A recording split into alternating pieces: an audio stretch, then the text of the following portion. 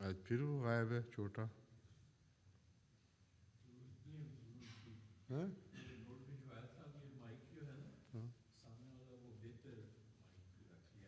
اچھا جی، اچھی بات ہے. بس پتہ نہیں، کوئی کبھی کہتے ہیں ضرورت ہے، کبھی کہتے ہیں نہیں ہے. 4-5 دفعہ بدل چکا ہے. ٹھیک ہے. آواز کی فیڈ بیک سے تو لگ رہا ہے کہ ضرورت نہیں ہے. جی.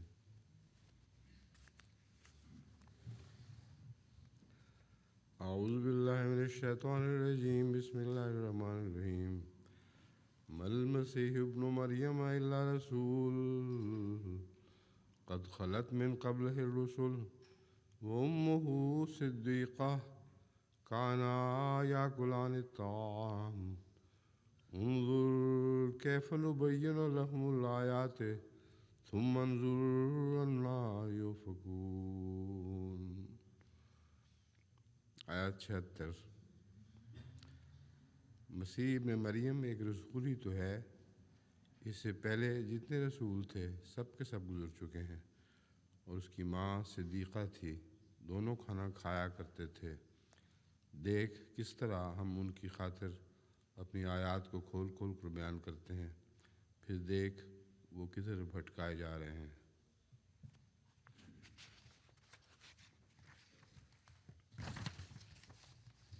امام راغب یوفقون کی تشریح کرتے ہوئے لکھتے ہیں، میں ریلود بیان کرتے ہوئے لکھتے ہیں، الف کو ہر اس چیز کو کہتے ہیں جو اپنے صحیح رخ سے پھیر دی گئی ہو. اسی بنا پر ان ہواؤں کو جو اپنا اصلی رخ چھوڑ دیں موتفقتن کہا جاتا ہے. ارشاد باری تعالیٰ ہے قاتلہم اللہ انا یؤفکون، یعنی وہ حق سے باطل کی طرف اور سچائی سے جھوٹ کی طرف، اعتقاد اور اچھے کاموں سے برے افعال کی طرف پھرائے جاتے ہیں. اسی معنی میں فرمایا یؤفک عنہم من افک انا یؤفکون اجئتنا لتافکنا عن آلہتنا.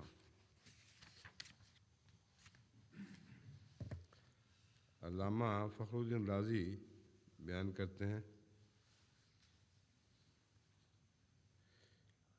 اس قرآنی بیان سے عیسائیوں کے قول کا بطلان مقصود ہے. اس کی کئی شکلیں ہیں. اول ہر وہ شخص جس کی ماں ہو وہ عدم سے وجود میں آنے کی وجہ سے حادث ہے، اور جس کی یہ کیفیت ہو وہ مخلوق ہوتا ہے، معبود نہیں. یہ اچھا نکتہ انہوں نے بیان فرمایا ہے. اگر ماں ہے بیٹے کی تو باپ کی بھی ماں تھی. جب باپ کی ماں نہیں ہے تو وہ ثابت ہوا کہ یہ حادث ہے، اس کو پیدا کیا گیا ہے.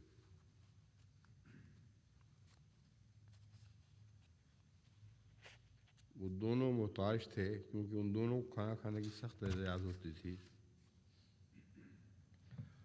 اور الہ وہ ہوتا ہے جو ان تمام اشیاء سے مستغنی ہو، اور اس کو کیسے الہ سمجھا جا سکتا ہے.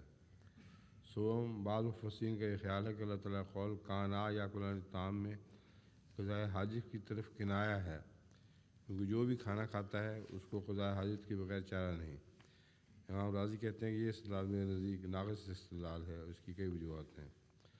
ہر وہ شخص جو کھاتا ہے وہ قضائے حاجت کا محتاج نہیں. جنتی کھاتے ہیں اور قضائے حاجت کا محتاج نہیں. اور یہ بھی بحث ہے جنت میں کھاتے کیا ہیں. اگر ویسے ہی حلوہ اور دودھ کھاتے ہیں یا جو بھی چیزیں بیان کی گئی ہیں تو ہو ہی نہیں سکتا کہ حاجت نہ قضائے حاجت نہ ہو. تو ایک قیاس مال فارق کیا ہے امام صاحب نے.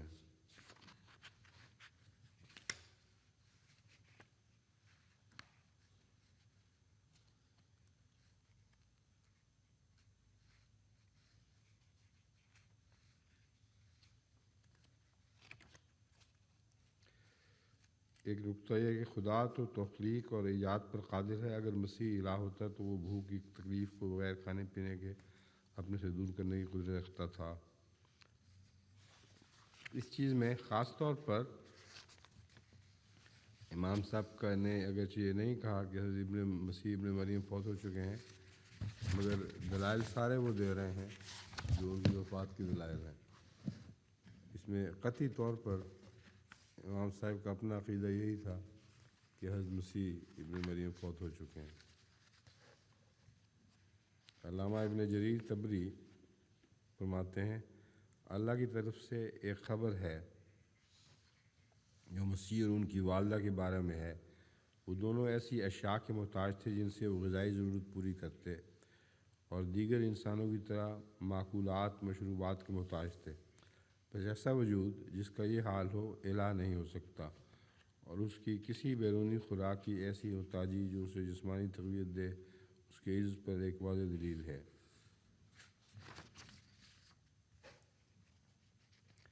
علامہ شہاب الدین آلوسی لکھتے ہیں قد خلت من قبلہ الرسل، یہ رسول کی صفت ہے، یعنی اگر کوئی رسول ہے تو اس سے وہ گزر چکا ہوگا۔ بہرحال اس میں رسول کے ایسے اوصاف بیان کیے گئے ہیں جو الوہیت کے منافی ہیں۔ پس رسولوں کا وفات پا جانا اس امر کے لیے انذار ہے کہ یہ مسیح بھی وفات پا جائیں گے، اور یہ الوہیت کے لیے محال ہے۔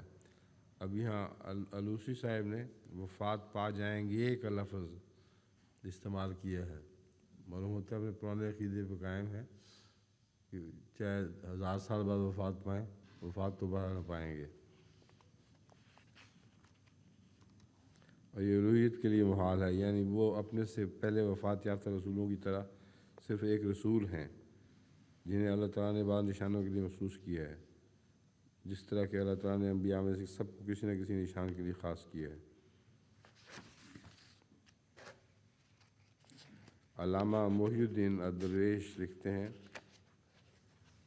کانا یاکلان طعام میں اس امر کی طرف اشارہ ہے کہ وہ دونوں بشر تھے، کیونکہ کھانا کھانا ہضم ہونے اور قضاء حاجت کا تقاضا کرتا ہے۔ مہذب انداز میں ان امور کا ذکر اکل طعام کے ساتھ کر دیا گیا، اور لغت عربی میں یہ عمدہ ترین کنایہ ہے۔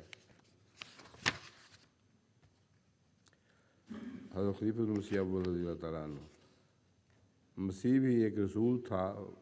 قد خلت من قبل الرسل، کیا کوئی رسول اس سے پہلے اللہ ابن اللہ دائمی زندگی والا ہوا ہے؟ ہرگز نہیں۔ بس ایسا ہی یہ بھی ہے جیسے پہلے رسول ہو گزرے، یہ مسیح بھی مر چکا۔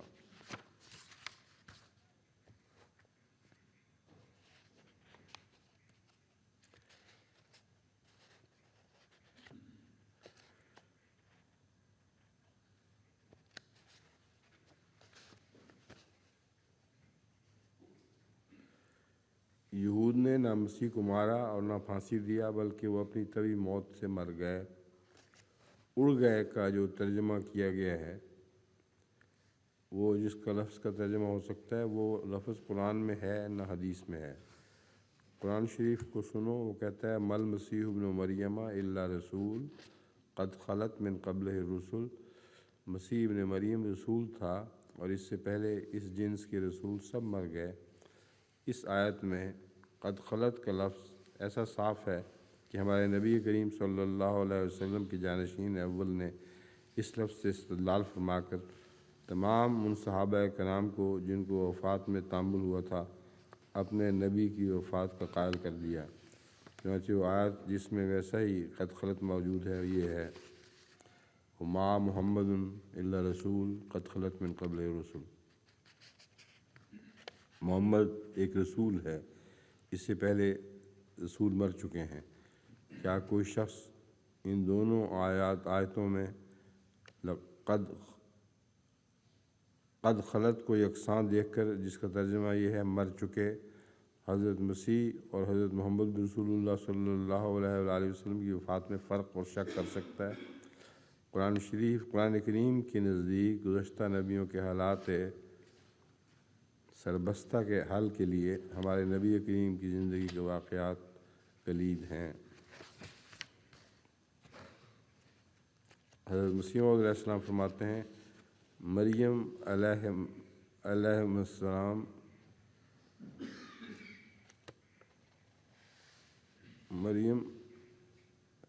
علیہ السلام ہے۔ مریم علیہ السلام کو صدیقہ کہا گیا، اس کے یہ معنی نہیں ہے کہ اور عورتیں صدیقہ نہ تھیں، یہ بھی اس لیے کہا کہ یہودی ان پر تہمت لگاتے تھے، تو قرآن نے اس تہمت کو دور کر دیا۔ حضرت مسیح کی ماں کی نسبت جو صدیقہ کا لفظ آیا ہے، یہ بھی دراصل رفع الزام ہی کے لیے آیا ہے۔ یہودی جو معاذ اللہ ان کو فاسقہ فاجرہ ٹھہراتے تھے، یہ وہی مضمون ہے۔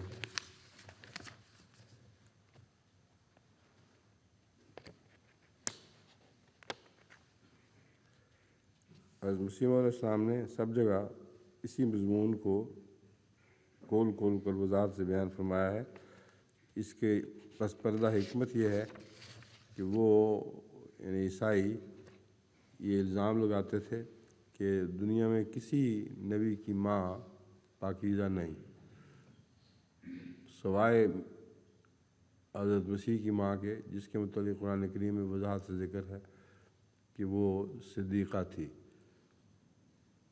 تو جب کسی اور نبی کی ماں کو صدیقہ نہیں کہا گیا تو اس کا مطلب ہے کہ نعوذ باللہ من ذالک وہ سارے نفس کے زیر اثر تھیں۔ یہ الزام ہے جس کے متعلق حضرت مسیح علیہ السلام کا یہ خطرناک سخت رد عمل ہے کہ یہ الزام تو الٹا پڑتا ہے تم لوگوں کا۔ صرف ایک نبی کی ماں کو صدیقہ کہنے کی ضرورت تھی جس پر گندہ الزام لگا ہوا تھا، اور قرائن بھی بتاتے ہیں کہ بچہ ہوا ہے بغیر باپ کے۔ تو قرائن سے بھی پتہ چلتا ہے کہ یہ الزام جو ہے یوں ہی بے وجہ نہیں۔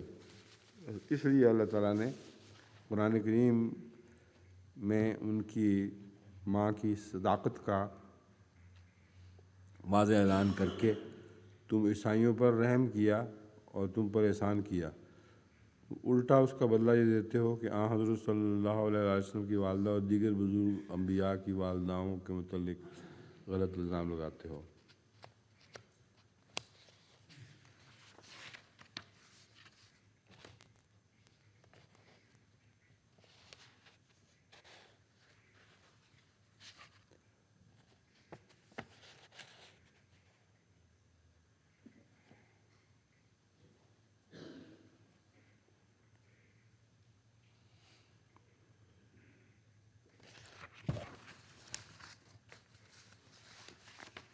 یہ جو آیت کریمہ ہے یہ حضرت مسیح مریم کی قطعی وفات اور ان کی اور والدہ دونوں کے گزر جانے کا اکٹھا ذکر کرتی ہے۔ یہ بحثیں پہلے بہت سی اٹھائی جا چکی ہیں کئی دفعہ، اور ہمارے علم کلام میں بھی بکثرت موجود ہیں، اس لیے میں ان حصوں کو چھوڑ رہا ہوں۔ آیت 77 قل اتعبدون من دون اللہ ما لا یملک لکم ضرا ولا نفعا واللہ هو السمیع العلیم۔ تو کہہ دے کیا تم اللہ کو چھوڑ کر اس کی عبادت کرتے ہو جو تمہارے لیے نہ نقصان کا مالک ہے اور نہ نفع کا، اور اللہ وہ ہے جو بہت سننے والا اور دائمی علم رکھنے والا ہے۔ سورہ مائدہ آیت 77۔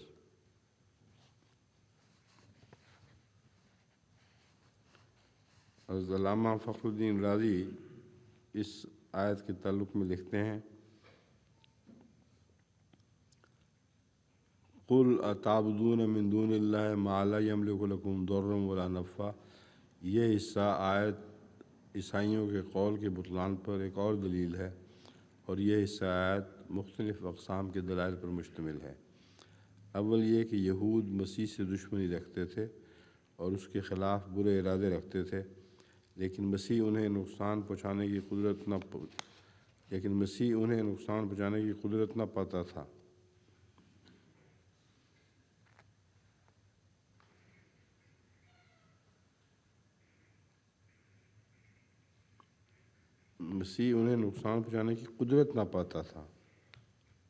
یعنی مسیح نے کوئی احسان نہیں کیا ان پر، مسیح کی بے قدرتی ظاہر کی گئی ہے اس سے۔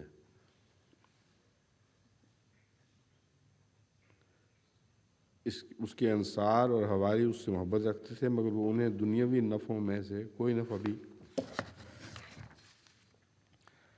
نہ پہنچا سکا۔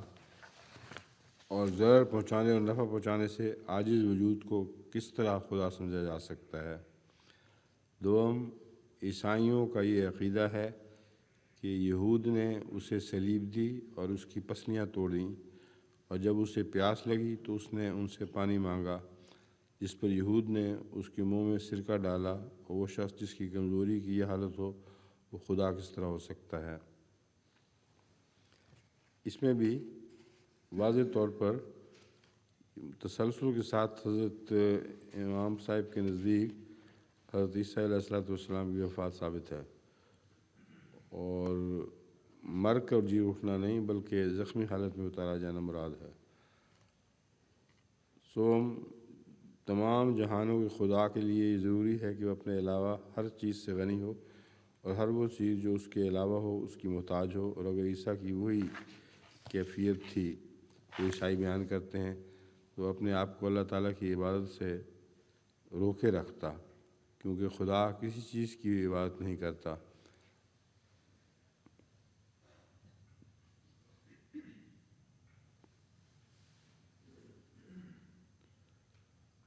بندہ وہی ہے جو خدا کی عبادت کرتا ہے، اور جب یہ چیز تواتر سے معلوم ہوتی ہے کہ مسیح اطاعت الہی اور عبادت الہی پر دوام اختیار کرنے والا تھا، تو ہم اس سے بھی یہی نتیجہ نکالتے ہیں کہ وہ محتاج ہونے کی وجہ سے ایسا کرتا تھا، اور اپنے سے غیر سے نفع حاصل کرنے اور تکالیف دور کرنے کا محتاج تھا، اور جس کی یہ کیفیت ہو وہ لوگوں کو نفع پہنچانے اور ان کی تکالیف دور کرنے کی کس طرح قدرت رکھ سکتا ہے؟ اور جب یہ کیفیت ہو تو یہی نتیجہ نکلتا ہے کہ مسیح باقی بندوں کی طرح ایک بندہ خدا ہی تھا۔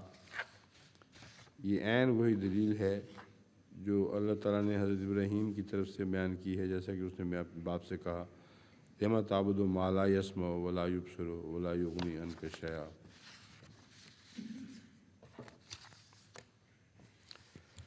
آیت 78، قُلْ یا اہل الکتاب لا تغلوا فی دینکم غیر الحق ولا تتبعوا اہواء قوم قد ضلوا من قبل وضلوا کثیرا وضلوا عن سواء السبیل۔ تو کہہ دے، اے اہل کتاب، تم اپنے دین میں ناحق مبالغہ آمیزی سے کام نہ لو،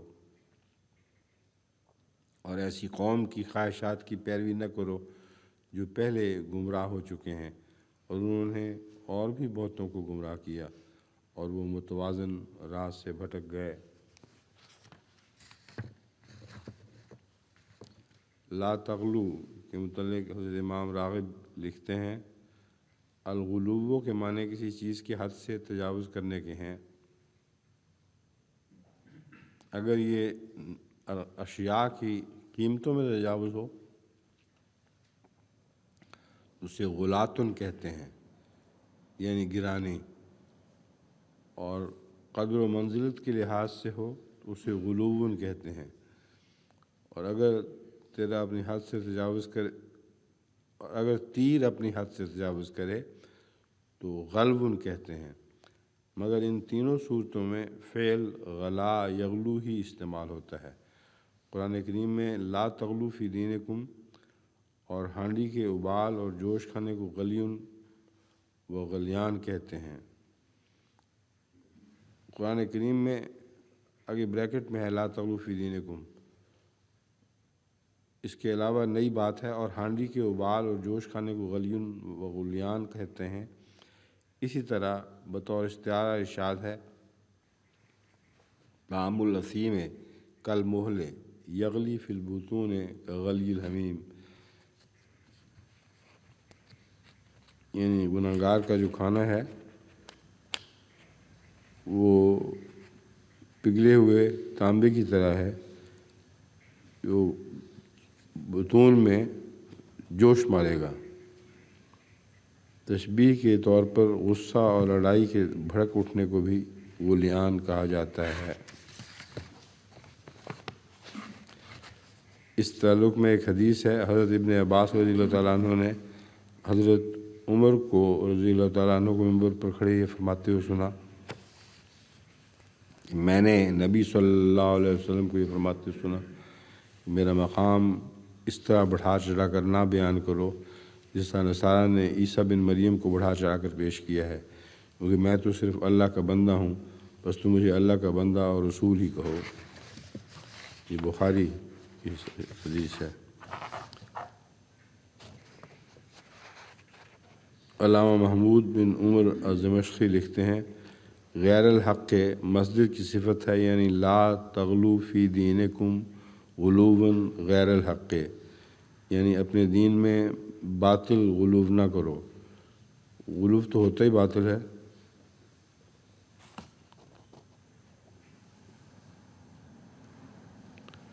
ہاں، لیکن ایک فرق بتاتے ہیں، دین میں غلو دو طرح سے ہو سکتا ہے۔ ایک غلو حق بھی ہو سکتا ہے، جو حقائق کی جستجو اور گہرے معنی تلاش کرنے میں ہو، یعنی غلو کا ایک معنی ہے کسی چیز کی جستجو میں کھو دینا اپنے آپ کو۔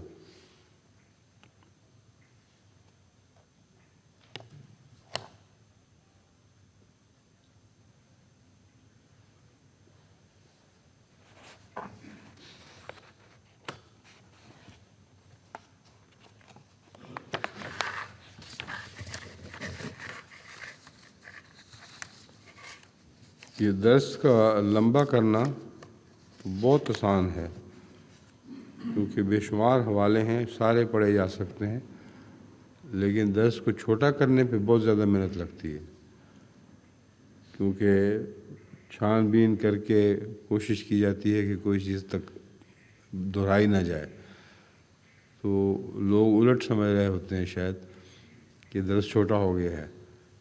چھوٹا ہونے پر آپ کی خاطر بہت زیادہ محنت کی جا رہی ہے بنسبت اس کے لمبا کرنے کے، کہ اس میں تو حوالے کثرت سے موجود ہیں، وہ تکرار ہو یا جو بھی ہو وہ پڑھتے چلے جائیں تو چند آیتوں میں یہ پورا مہینہ گزر جائے گا۔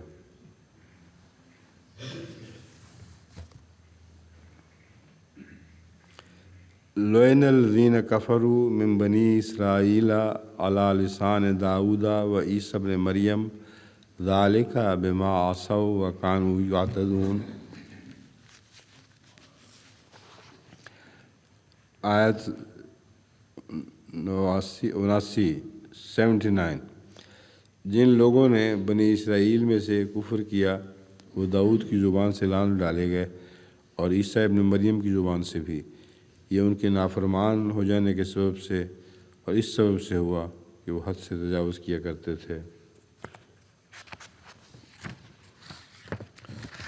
عصوا، حضرت امام راغب فرماتے ہیں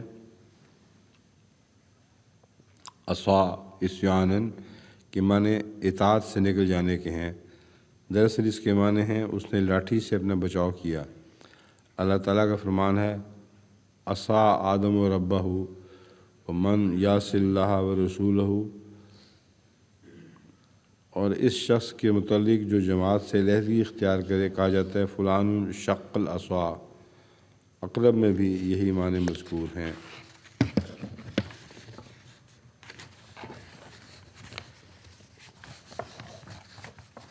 شیعہ مترجم سید مقبول احمد صاحب لکھتے ہیں، لعن الذین کفروا، تفسیر مجمع البیان میں جناب امام محمد باقر علیہ السلام سے منقول ہے کہ حضرت داؤد نے اہل ایلا پر اس وجہ سے کہ انہوں نے حضرت داؤد کے زمانہ میں احکام سبت میں زیادتیاں کی تھیں لعنت فرمائی تھی، اور ان کی لعنت ان لفظوں میں تھی اللہم البسہم اللعنۃ مثل الرضاء علی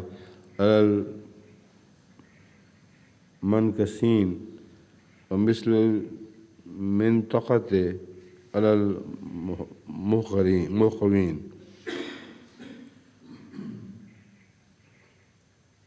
مخوین ہے یا کچھ اور ہے یہ لفظ؟ علی الحقوین کیا ہے؟ آپ نے لکھا ہوا ہے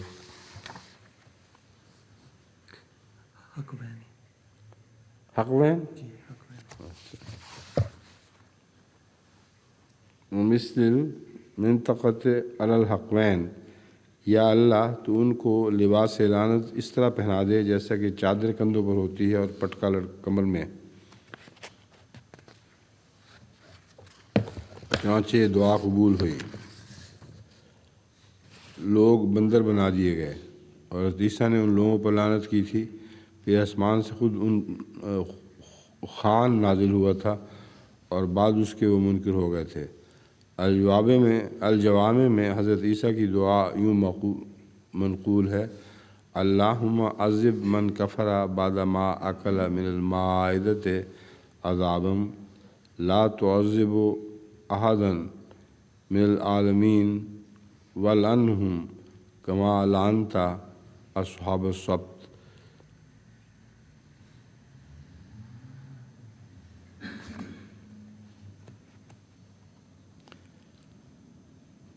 اس دعا کے اثر سے وہ سب سور بنا دیے گئے، اور وہ کل 5000 آدمی تھے۔ یہ پتہ نہیں کیوں رکھ لیے بیکار، یہ تو سور بنانے کی باتیں تو بہت آ چکی ہیں، اور محض لغو، کوئی بھی حقیقت نہیں ہے۔ حضرت خیس المسیح اول رضی اللہ تعالیٰ عنہ فرماتے ہیں: بما عصوا وکانوا یعتدون، آدمی پہلے چھوٹے چھوٹے گناہ کرتا ہے، پھر بڑے بڑے گناہوں میں گرفتار ہوتا ہے۔ مثلاً پہلے کسی کو بد نظری سے دیکھ لیا، پھر دوسری بار دیکھنے کو دل چاہا، پھر آہستہ آہستہ اس کا پتہ دریافت کیا، آخر دوسرے گناہوں میں ملوث ہو گیا۔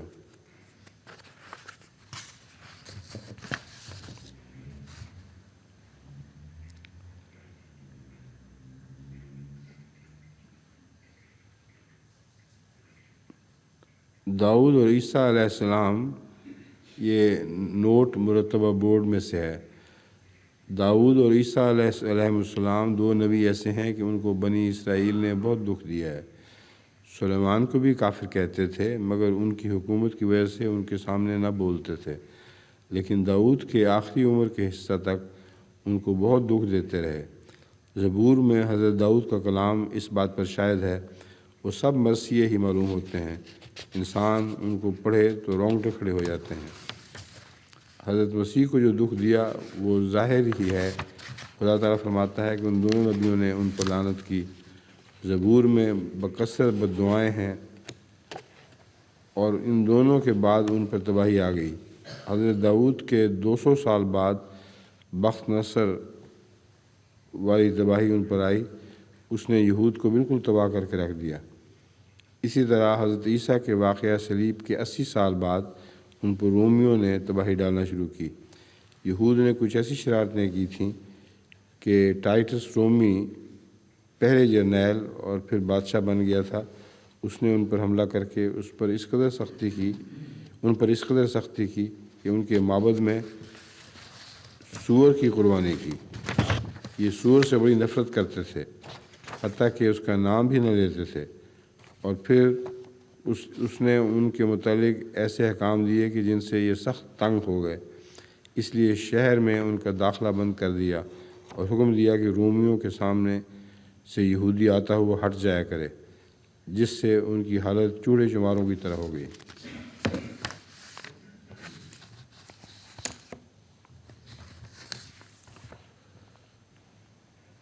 آیت 80: کانوا لا یتناہون عن منکر فعلوہ لبئس ما کانوا یفعلون، وہ باز نہیں آتے تھے اس برائی سے جو وہ کرتے تھے، یقیناً بہت برا تھا جو وہ کیا کرتے تھے۔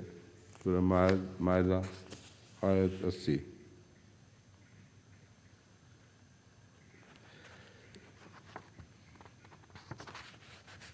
یہ آیت بھی سمجھ نہیں آئی کہ اس کو ہم نے کیوں اتنے حوالوں سے مزین کیا ہوا ہے، سوائے اس کے کہ حدیث ہو تو اس کو تو ضرور بیان کرنا چاہیے۔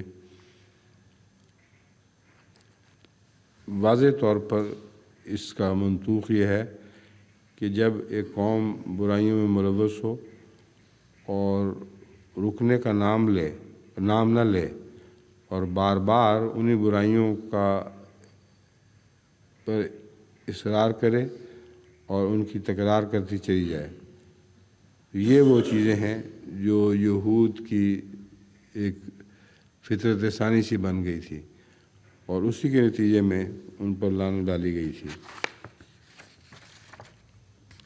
ایک حدیث ہے اس سلسلے میں مسند احمد بن حنبل سے لی گئی ہے۔ مجاہد بیان کرتے ہیں کہ ایک آزاد کردہ غلام نے مجھے بتایا کہ اس نے عدی سے سنا کہ میں نے حضرت صلی اللہ علیہ وآلہ وسلم کو یہ فرماتے ہوئے سنا، اللہ عز و جل خاص لوگوں کے اعمال کی وجہ سے عوام الناس کو عذاب نہیں دیتا، یہاں تک کہ وہ انہیں ناپسندیدہ اعمال کرتے ہوئے دیکھیں، اور باوجود اس کے کہ وہ انہیں منع کرنے پر قادر ہوں وہ انہیں منع نہ کریں۔ بس جب وہ ایسا کرتے ہیں تو اللہ تعالیٰ خاص و عام کو عذاب دیتا ہے۔ یہ بھی ایک حدیث ہے۔ حذیفہ رضی اللہ تعالیٰ عنہ بن یمان کی طرف سے ہے، وہ بیان کرتے ہیں، اس ذات کی قسم جس کے قبضہ قدرت میں میری جان ہے، یہ رسول اللہ صلی اللہ علیہ وسلم نے فرمایا ہے، اس ذات کی قسم جس کے قبضہ قدرت میں میری جان ہے، تم ضرور معروف باتوں کا حکم دو گے اور ناپسندیدہ باتوں سے منع کرو گے، ورنہ مجھے اس بات کا اندیشہ ہے کہ تم پر اپنی طرف سے اپنا عذاب نازل کرے، پھر تم ضرور اسے پکارو گے مگر وہ تمہاری پکار کا جواب نہ دے گا۔ یہ ضرور کرو گے، یہ پیشگوئی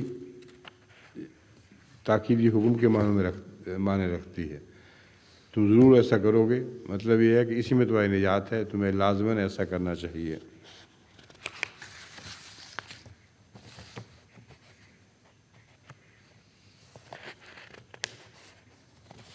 بورڈ کے مرتبہ نوٹس میں ہے،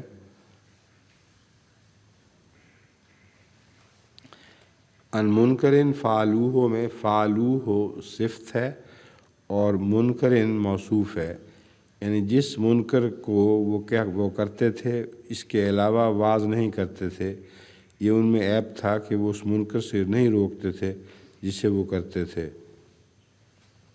اس میں ایک عجیب نکتہ بیان کیا گیا ہے، وہ یہ ہے کہ وہ منکر کے کرنے سے نہیں روکتے تھے۔ آج کل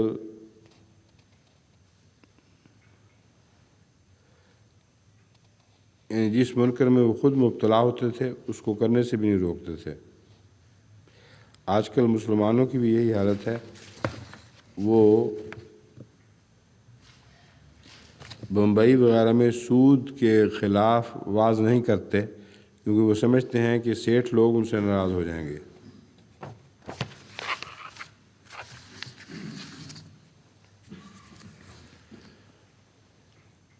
آیت 81 ترا کثیر منہم یتولون الذین کفروا لبئس ما قدمت لہم انفسہم ان سخط اللہ علیہم وفی العذاب ہم خالدون۔ تو ان میں سے بہتوں کو دیکھے گا کہ وہ ان کو دوست بناتے ہیں جو کافر ہوئے، یقیناً بہت ہی برا ہے جو ان کے نفوس نے ان کے لیے آگے بھیجا ہے کہ اللہ ان پر سخت ناراض ہو گیا اور وہ عذاب میں بہت لمبا عرصہ رہنے والے ہیں۔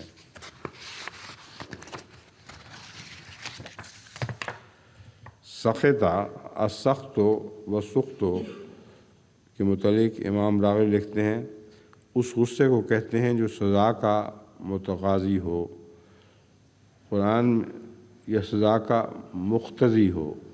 قرآن کریم میں ہے اذا ہم یسخطون، اور جب یہ لفظ اللہ تعالیٰ کے حق میں استعمال ہو تو اس سے مراد اس کا عذاب نازل کرنا ہوتا ہے۔ علامہ الفیض کاشانی لکھتے ہیں،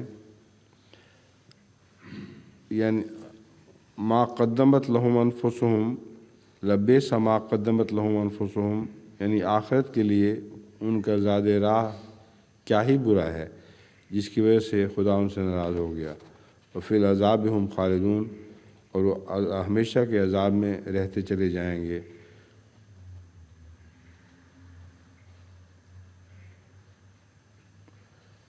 اب یہ جو ہمیشہ کا عذاب کا لفظ ہے، اس میں کئی دفعہ ظاہر کیا جا چکا ہے پہلے بھی کہ عذاب ہمیشگی کا نہیں ہو سکتا، جنت ہمیشگی کی ہے، اور قرآن کریم نے اس فرق کو بار بار واضح فرمایا ہوا ہے۔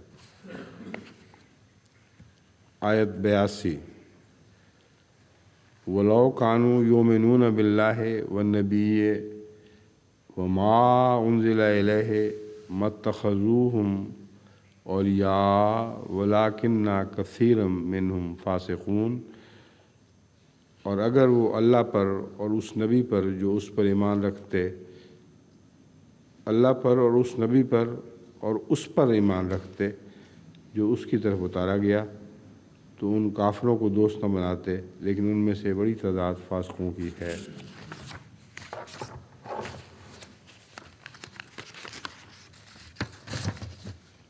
ایک پہلو پہ بیٹھے بیٹھے ٹانگ سونے کے احساس ہوتے، اس لیے بدلنا پڑتا ہے۔ نوٹ مرتبہ بورڈ،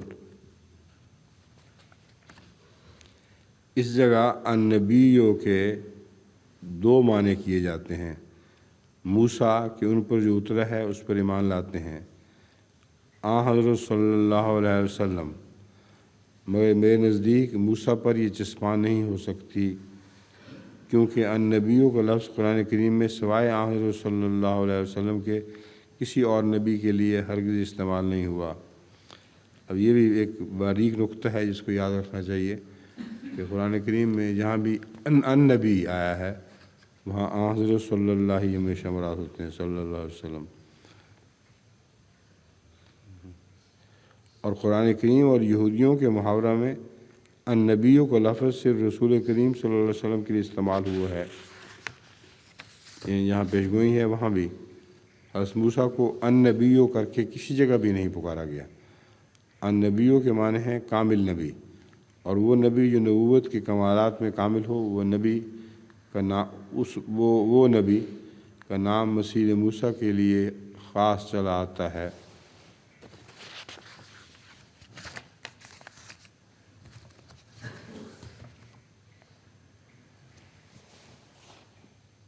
تو آیت 83 لَتَجِدَنَّ أَشَدَّ النَّاسِ عَدَاوَةً لِلَّذِينَ آمَنُوا الْيَهُودَ وَالَّذِينَ أَشْرَكُوا وَلَتَجِدَنَّ أَقْرَبَهُمْ مَوَدَّةً لِلَّذِينَ آمَنُوا الَّذِينَ قَالُوا إِنَّا نَصَارَىٰ ذَلِكَ بِأَنَّ مِنْهُمْ قِسِّيسِينَ وَرُهْبَانًا وَأَنَّهُمْ لَا يَسْتَكْبِرُونَ۔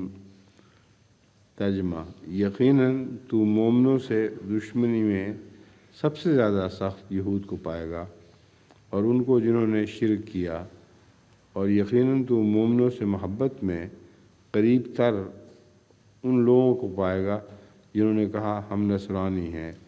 یہ اس لیے ہے کہ ان میں سے باقی عبادت گزار اور رہبانیت اختیار کرنے والے ہیں، اور اس وجہ سے کہ وہ استکبار نہیں کرتے۔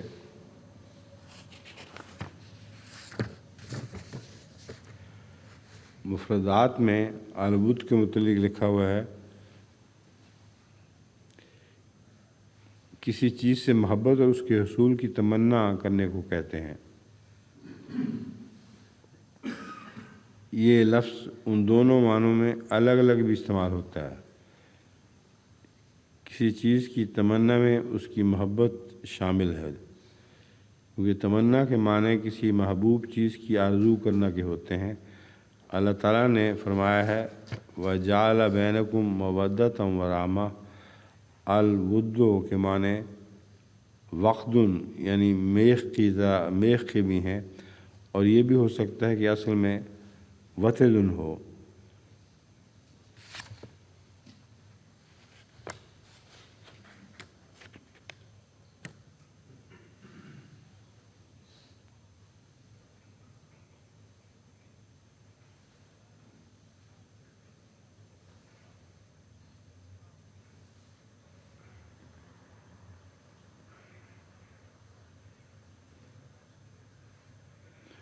اور ہو سکتا ہے کہ میخ کی ایک جگہ پر جمے رہنے یا جس چیز میں لگائی جائے اس میں مضبوطی کے ساتھ لگ جانے کی وجہ سے اس سے محبت کے معنی لے کر اسے ود کہہ دیا گیا ہے۔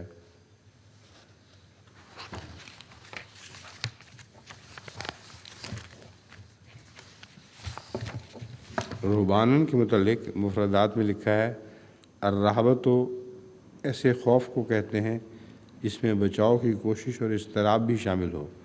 فرمایا لَأَنْتُمْ أَشَدُّ رَهْبَةً، اس کی ایک قرأت الرُّہْبُ بھی ہے جس کے معنی گھبراہٹ کے ہیں، اور تراہب کے معنی ہیں خوف سے کام لیتے ہوئے عبادت کرنا۔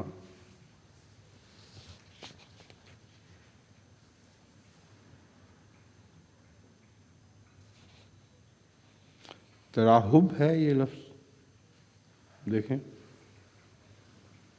تراہب نہیں، پیش ڈالی ہوئی اس پہ،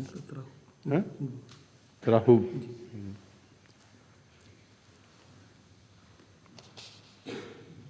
فرط خوف سے عبادت گزاری میں غلو کرنے کو رہبانیہ کہا جاتا ہے۔ فرمایا وَرَهْبَانِيَّةً ابتدعوها، اور رہبان کا لفظ واحد اور جمع دونوں پر اطلاق پاتا ہے۔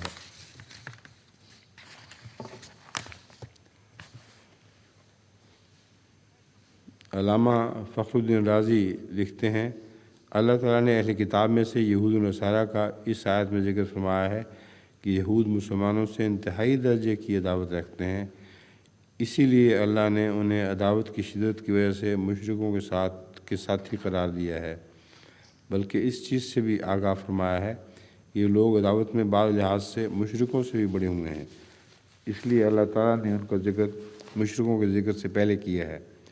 امام راضی کہتے ہیں کہ میری زندگی، یعنی امام راضی کہتے ہیں یہ فکر ہمارا ہے، امام راضی اپنے متعلق تو نہیں لکھ رہے کہ امام راضی کہتے ہیں، یعنی مزید تشریح کے طور پر ہے۔ امام راضی کہتے ہیں کہ میری زندگی کی قسم ان کی یہی کیفیت ہے۔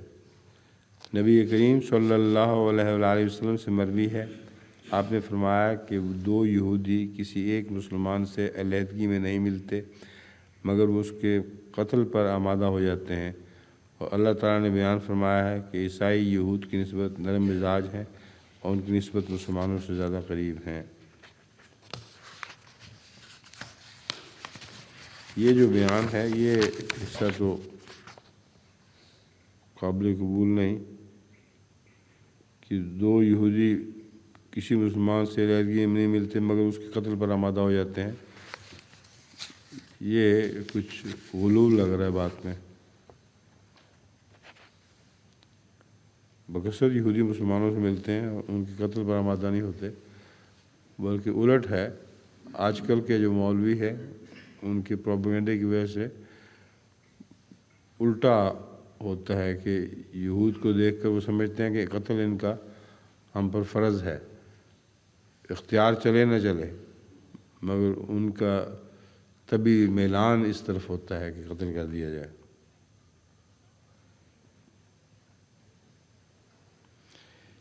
علامہ ابن جریر الطبری اور ہمارے نزدیک ان میں سے صحیح ترین قول یہ ہے کہ اللہ تعالیٰ نے اس آیت میں اس گروہ کے بارے میں بتایا ہے جن کی اس نے تعریف کی ہے، اور وہ نصارہ میں سے ہے کہ وہ اللہ پر ایمان لانے والوں اور اللہ اور اس کے رسول سے محبت کرنے کے لحاظ سے دوسروں کی نسبت زیادہ قریب ہیں، اور ان کے بارے میں یہ اس لیے کہا گیا ہے کیونکہ ان میں سے ایسے ہیں جو بہت زیادہ عبادت کرنے والے ہیں اور اپنی عبادت گاہوں اور گرجوں میں دنیا ترک کر کے بیٹھے رہنے والے ہیں، اور ان میں ایسے لوگ ہیں جو اپنی کتب کو جانتے ہیں اور ان کی تلاوت کرتے ہیں، بس وہ ان کی ساری کی وجہ سے جو سچائی کے سامنے وہ اختیار کرتے ہیں، اگر وہ اس سچائی کو پہچان لیں گے تو مومنوں سے دور نہیں رہیں گے، اور اگر حق ان پر کھل جائے گا تو اس کو قبول کرنے میں متکبر سے کام نہیں لیتے، کیونکہ وہ دین دار اور دین کی راہ میں کوشش کرنے والے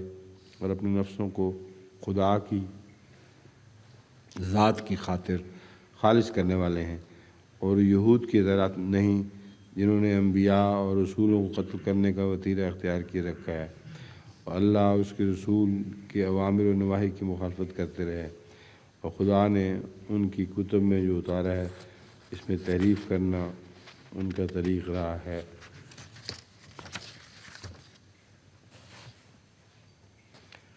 حضرت خلیفہ المسیح اول رضی اللہ تعالیٰ عنہ فرماتے ہیں अशद्दन नास अदावतन, यहूद ने कभी किसी सच्चे मुसलमान को पनाह नहीं दी।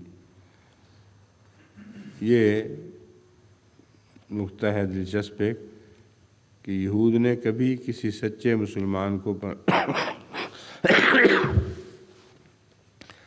किसी सच्चे मुसलमान को पनाह नहीं दी। वल्लज़ीन अशरकू, मुशरिक कभी मोमिन का खैर खा नहीं होता। आर्या का भी यही हाल नज़र आता है। हज़रत साहब एक मुक़दमा की मुश्किलात में 2.5 साल रहे, हालांकि वो ऐसा मुक़दमा था कि चंद मिनटों में ईसाई हाकिम ने उसका फ़ैसला कर दिया। अक़रबहुम मवद्दतन, रसूल करीम सल्लल्लाहु अलैहि वसल्लम के सहाबा भी जब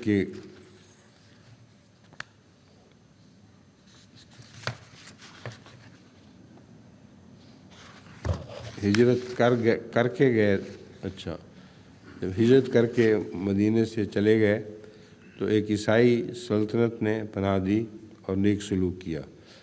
क़िस्सीसीन दरअसल स्वाद ही है, यानी क़िस्सीसीन स्वाद के साथ होगा, यानी वो लोग जो बुज़ुर्गों के क़िस्से कहानियाँ बयान किया करते थे और इसके असर से बाज़ नेक सिफ़ात बाक़ी रहती हैं। रुहबानन का मतलब है तारिक दुनिया।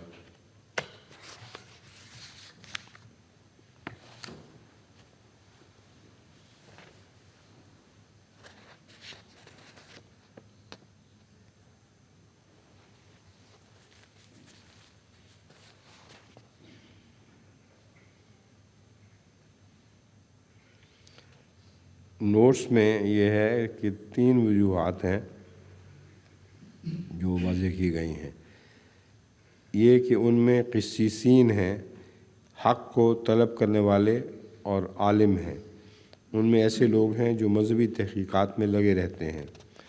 उनमें राहिब हैं जो खुदा से डरने वाले या उससे दुआएं करने वाले या दुनिया से क़ता ताल्लुक़ करने वाले हैं।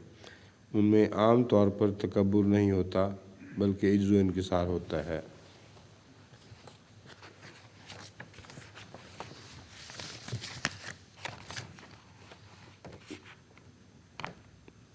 हज़रत अक़दस मसीह मऊद अलैहिस्सलाम फरमाते हैं, सब फ़िरक़ों में से मुसलमानों की तरफ ज़्यादातर रग़बत करने वाले ईसाई हैं, क्योंकि उनमें बाज़ अहले इल्म और राहिब भी हैं जो तकब्बुर नहीं करते।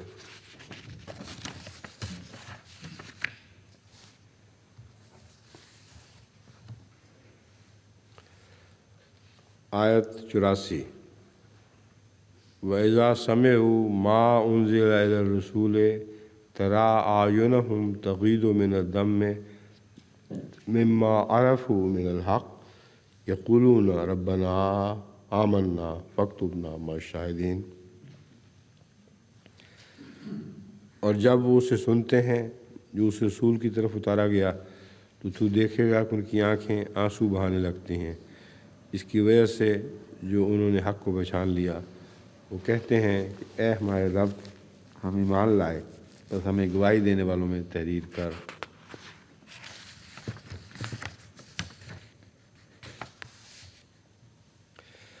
अक़रब में लिखा है फ़ाज़ा यफ़ीदु फ़ैदन, पानी कसीर हो गया और वादी के किनारों से बह निकला और इससे फ़ैज़ान नील मिस्र यानी मिस्र के दरियाए नील का सैलाब, फ़ैज़ान नील मिस्र यानी मिस्र के दरिया नील का सैलाब, फ़ाज़ल इनाव क़ब्ज़न फ़ैज़न के माने हैं लबरेज़ हो गया।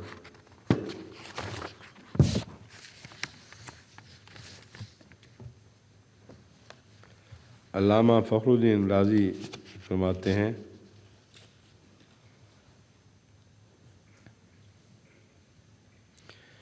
कि उनका कौल है रब्बना आमन्ना से आखिर तक कि ए अल्लाह, हमने जो सुना और मुशाहिदा किया वो ये है कि वो हक़ है।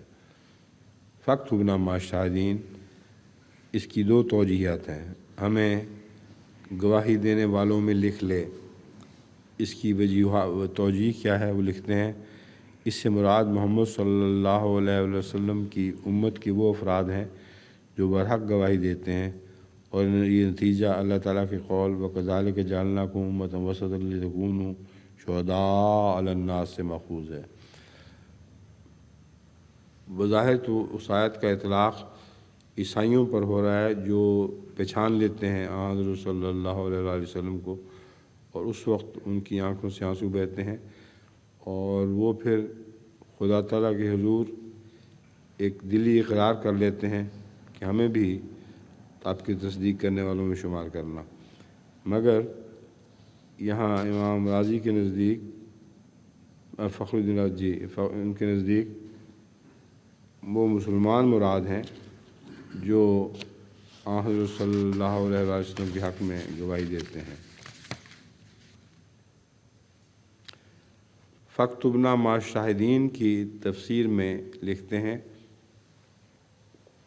ہمیں ہر اس شخص کے ساتھ لکھ لے جس نے تیرے انبیاء کی شہادت دی، اور اپنے بندوں میں سے ان مومن بندوں کے ساتھ لکھ لے جو ایمان رکھتے ہیں کہ لا الہ غیرک، تیرے سوا کوئی عبادت کے لائق نہیں۔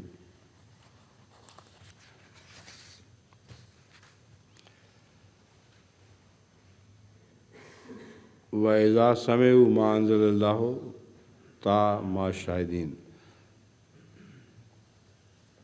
علامہ شہاب الدین آلوسی لکھتے ہیں یعنی اے پروردگار ہمیں اپنے حضور میں محمد صلی اللہ علیہ وسلم کے ساتھ اور ان کی اس امت کے ساتھیوں میں سے بنا جو قیامت کے دن شہادت دیں گے، جیسا کہ ابن عباس نے روایت کی ہے، کہ ان لوگوں کے ساتھ ہمیں رکھ دے جو گواہی دیتے ہیں تیرے نبی کریم صلی اللہ علیہ وسلم کی سچائی اور تیری کتاب کی سچائی پر۔ جو قیامت کے دن والا قصہ ہے یہ یوں ہی فرضی بات ہے، جو یہاں گواہی نہیں دیتا وہ قیامت کے دن کیسے گواہی دیتا ہے؟ تو صرف یہ مطلب بنتا ہے اس کا قیامت کے ذکر میں کہ جن لوگوں کو قیامت کے دن گواہوں میں سے اٹھایا جائے گا ہمیں بھی ان میں شمار کر لینا۔ دنیا میں تصدیق کرتے ہیں اور جب مر جاتے ہیں تو پھر اللہ سے توقع رکھتے ہیں کہ انہی لوگوں میں ان کا حشر نشر فرمائے جنہوں نے حضرت صلی اللہ علیہ وسلم کی تصدیق کی تھی۔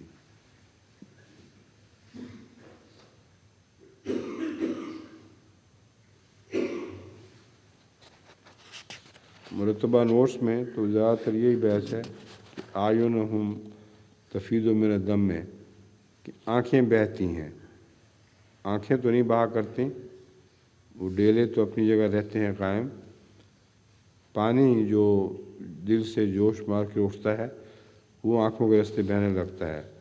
تو یہ محاورہ ہے زبان کا، اور مختلف زبانوں میں اسی قسم کا محاورہ پایا جاتا ہے۔ سیلاب بہہ پڑا،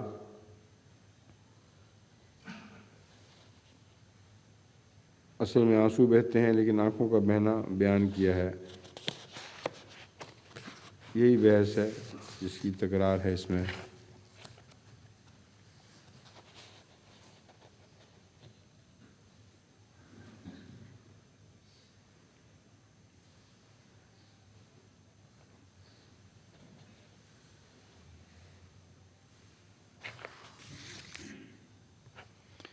آگے پھر نوٹس میں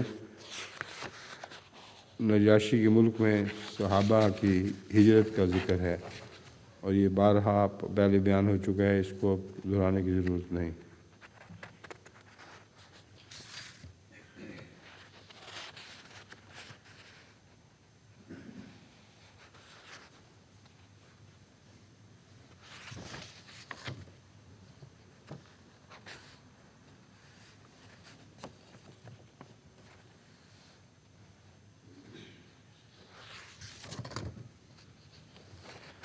حضرت اقدس مسیح موعود علیہ السلام فرماتے ہیں، اور جب خدا کے کلام کو جو اس کے رسول پر نازل ہوا ہے سنتے ہیں تب تو دیکھتا ہے کہ ان کی آنکھوں سے آنسو جاری ہو جاتے ہیں، اس وجہ سے کہ وہ حقانیت کلام الہی کو پہچان جاتے ہیں، اور کہتے ہیں کہ خدایا ہم ایمان لائے، ہم کو ان لوگوں میں لکھ لے جو تیرے دین کی سچائی کے گواہ ہیں۔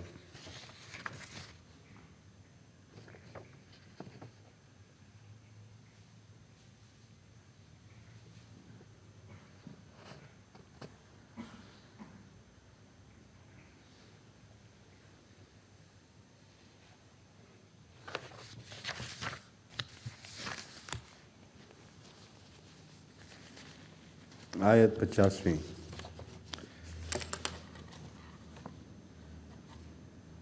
وَمَا لَنَا لَا نُؤْمِنُ بِاللَّهِ وَمَا جَاءَنَا مِنَ الْحَقِّ وَنَطْمَعُ أَن يُدْخِلَنَا رَبُّنَا مَعَ الْقَوْمِ الصَّالِحِينَ، اور ہمیں کیا ہوا ہے کہ ہم اللہ اور اس حق پر ایمان نہ لائیں جو ہمارے پاس آیا، جب کہ ہم یہ طمع رکھتے ہیں کہ ہمارا رب ہمیں نیک لوگوں کے زمرہ میں داخل کرے گا۔ سورہ المائدہ آیت 85۔ اس کے ساتھ کوئی نوٹ کسی قسم کا تفسیری یا لفظوں کی تشریح کا نہیں ملا، سیدھا سادہ آیت کا جو ترجمہ ہے وہی اس کی تفسیر بھی ہے، اور وہ یہ کہتے ہیں ہمیں کیا ہوا ہے کہ ہم اللہ اور اس حق پر ایمان نہ لائیں جو ہمارے پاس آیا، جب کہ ہم یہ طمع رکھتے ہیں کہ ہمارا رب ہمیں نیک لوگوں کے زمرہ میں داخل کرے گا۔ تو جو طمع رکھتا ہے وہ پہچانتا ہے، جو طمع نہیں رکھتا کہ ہمیں نیک زمرے میں شامل کریں، ان کی بلا سے جو کچھ ان کے سر سے گزر جائے ان کو کوئی فرق نہیں پڑتا، یعنی فرق تو پڑتا ہے لیکن احساس نہیں ہوتا اس فرق کا۔ آیت 86۔ فَأَصَابَهُمُ اللَّهُ بِمَا قَالُوا جَنَّاتٍ تَجْرِي مِن تَحْتِهَا الْأَنْهَارُ خَالِدِينَ فِيهَا وَذَلِكَ جَزَاءُ الْمُحْسِنِينَ، بس اللہ نے اس بنا پر جو انہوں نے کہا ان کو ایسی جنتیں ثواب میں دیں جن کے دامن میں نہریں بہتی ہیں، وہ ہمیشہ ان میں رہنے والے ہیں، اور احسان کرنے والوں کی یہی جزا ہوا کرتی ہے۔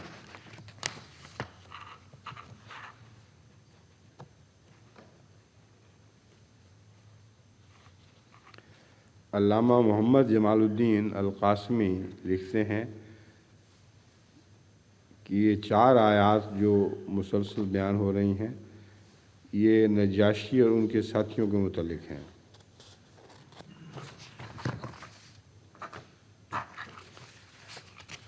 اس سلسلے میں یاد رکھنا چاہیے کہ یہ نزول کی بحثیں کرنے والے خام خواہ ایک عام آیت کو یا ان آیات کو، ساری قرآن کریم کی ساری آیات ہی ایک مسلسل قیامت تک رہنے والے مضمون کو بیان کرتی ہیں۔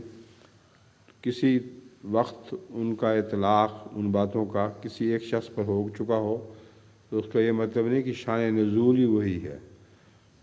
شان نزول صرف یہ ہے کہ اللہ نے انسان کی دائمی ضروریات پوری کرنے کی خاطر قرآن کریم کو نازل فرمایا، جو قیامت تک کی ضرورتیں پوری کرتا رہے گا، اور اس کی کوئی آیت بھی نہ منسوخ ہوئی نہ کسی دوسری آیت کی ناسخ ہے۔ بس اس پہلو سے یاد رکھنا چاہیے کہ نجاشی کی باتیں جو کی جا رہی ہیں یہ ضمناً ایک واقعہ ہے، اور وہ آیات اس سے پہلے نازل ہو چکی تھیں۔ اس کو شان نزول کہنا اس لیے بھی غلط ہے کہ جب یہ عیاشی کے پاس ہجرت کر کے مسلمان گئے تو جس صورت کی آیات تلاوت کی تھیں حضرت سورہ مریم کی، وہ صورت تو پہلے نازل ہو چکی تھی، تو یہ کہنا ہی بالکل جھوٹ ہے کہ قرآن کریم کی صورت عیاشی کی وجہ سے نازل ہوئی۔ عیاشی پر اس کا اطلاق ہوا ہے، بس اس سے زیادہ کچھ نہیں کہا جا سکتا۔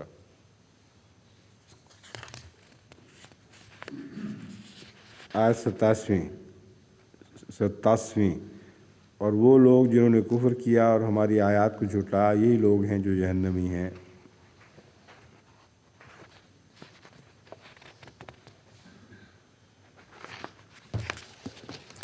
الجحیم کے متعلق مفردات میں ہے الجحمت، آگ بھڑکنے کی شدت کو کہتے ہیں، اور اسی سے الجحیم ہے جس کے معنی دوزخ یا دہکتی ہوئی آگ کے ہیں، اور جہمت النار سے بطور استعارہ جہم وجہہ من شدت الغضب کا محاورہ استعمال ہوتا ہے، جس کے معنی غصہ سے چہرہ جل بھن جانے کے ہیں، کیونکہ غصہ کے وقت بھی حرارت قلب بھڑک اٹھتی ہے۔ जहामतिल असदो ऐना हो कि माने शेर की आँखें आग की तरह रोशन हो गई।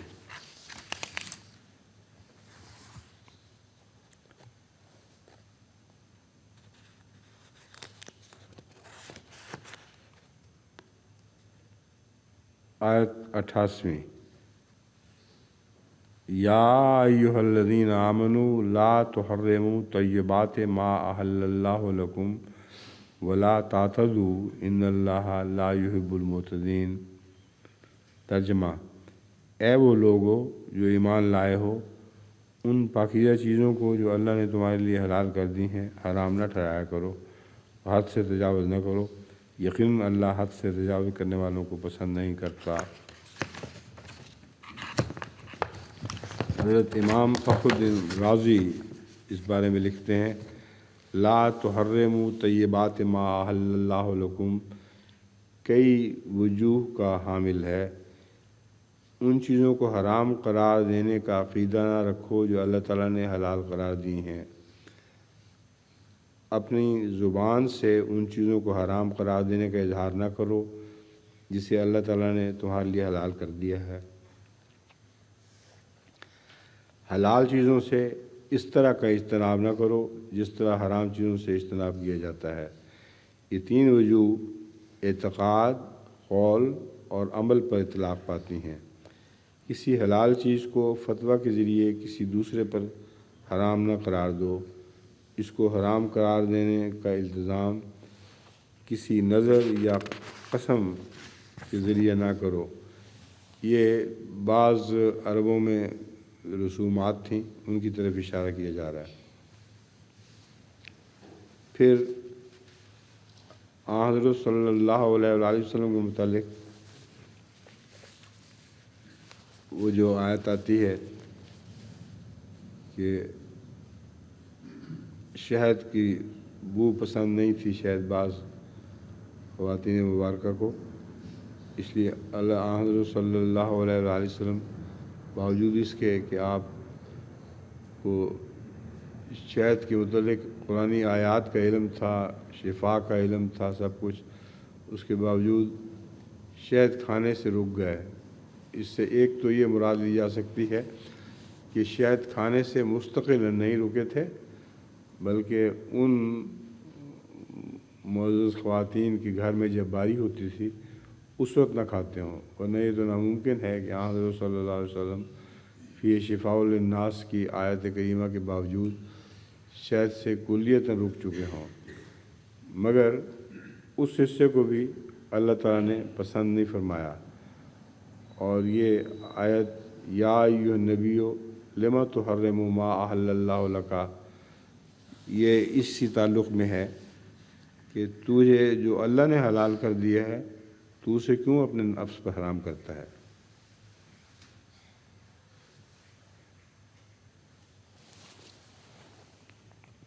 एक और इमाम राज़ी ने बात छेड़ी है जिसका इस मौजूदा बहस से कोई ख़ास ताल्लुक़ नहीं है। वो कहते हैं खलत मलत ना करो, हराम और हलाल को खलत मलत ना करो, क्योंकि जब तुम पाकीज़ा माल में थोड़ा सा भी हराम दाखिल करोगे तो सारा ही गंदा हो जाएगा। जैसे दूध में पेशाब का एक कतरा डाल दिया जाए तो जिसने देखा हो वो उस दूध को तो फिर मुँह नहीं लगाता। तो इसलिए हर किस्म के मामले में एहतियात करो।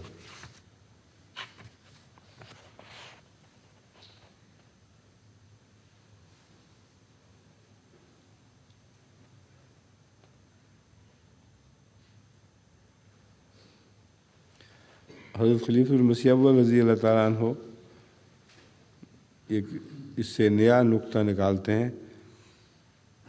वो ये है कि ला तातदू, हर एक चीज़ की एक हद मुकर्रर होती है, हत्ता कि नेकी की भी है। 4 नमाज मुकर्रर है, 4 रकत नमाज मुकर्रर है, कोई 5 पढ़े तो जायज़ नहीं होगा।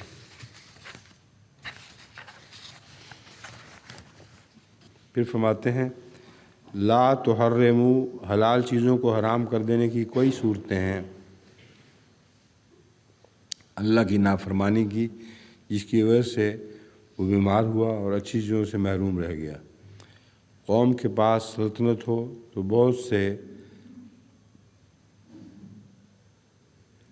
بہت سی طیب چیزیں اس کے پاس رہتی ہیں، بس اپنے آپ کو قرآن کے خلاف چل کر سلطنت سے محروم نہ کرنا۔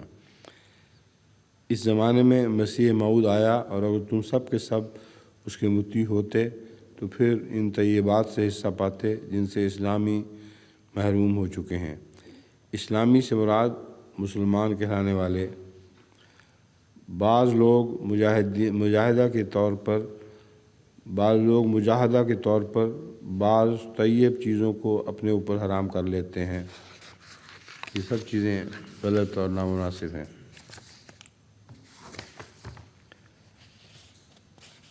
سورہ المائدہ آیت 79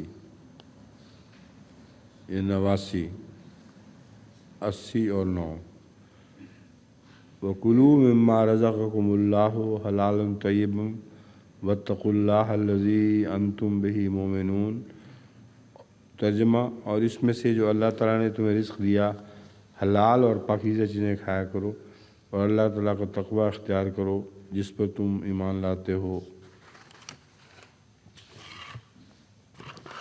حضرت خلیفۃ المسیح اول رضی اللہ تعالیٰ عنہ کا ایک نوٹ ہے وَكُلُوا مِمَّا رَزَقَكُمُ اللَّهُ حَلَالًا طَيِّبًا وَاتَّقُوا اللَّهَ الَّذِي أَنْتُمْ بِهِ مُؤْمِنُونَ۔ تو کھاؤ اس میں سے جو دیا تم کو خدا نے حلال اور ستھرا، اور خدا سے ڈرو جس پر تمہارا یقین ہے۔ اب یہ جو بحثیں ہیں حلال حرام کی، اس میں بہت سے متقدمین اور جو ٹکسالی کے علماء مڈل ایجز میں ازمنہ وسطی میں پیدا ہوئے، انہوں نے اس بحث میں وقت گزار دیا، بلکہ حضرت اقدس مسیح موعود علیہ السلام کے زمانے تک بھی یہی بحثیں تھیں جن میں وہ الجھے رہے کہ کوا کھانا حرام ہے یا حلال ہے۔ اب وہ علماء جو حرام سمجھتے تھے انہوں نے بہت سی بحثیں اٹھائیں، قرآن حدیث سے استنباط کرنے کی کوشش کی کہ کوا حرام ہے۔ جو حلال سمجھتے تھے وہ کہتے تھے نکال کے دکھاؤ کہیں بھی کوے کو حرام لکھا گیا ہو، تو حرام لکھا ہو یا نہ لکھا ہو، اصل بحث یہ ہے کہ جو چیزیں مکروہ ہیں، نظر آتی ہیں بیہودہ اور بدمزہ، ان کو کھا کون سکتا ہے؟ تو قرآن کریم نے جو بحثیں اٹھائی ہیں حلال و حرام کی، وہ اکثر بین ہیں۔ الحلال بین والحرام بین۔ حلال بھی بین ہے، صاف پہ اس کی بحث ہے، اور حرام بھی بین ہے اور صاف بحث ہے۔ اور ان بحثوں میں جو بیچ میں مباد آتا ہے ان پہ کچھ عقل بھی استعمال کرنی چاہیے۔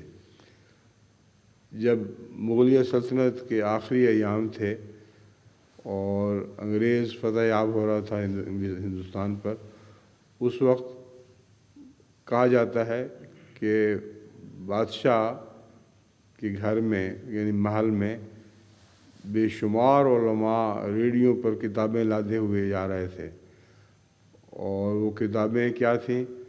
بعض تھیں کوے کے حرمت کے متعلق اور بعض کوے کی حلت کے متعلق۔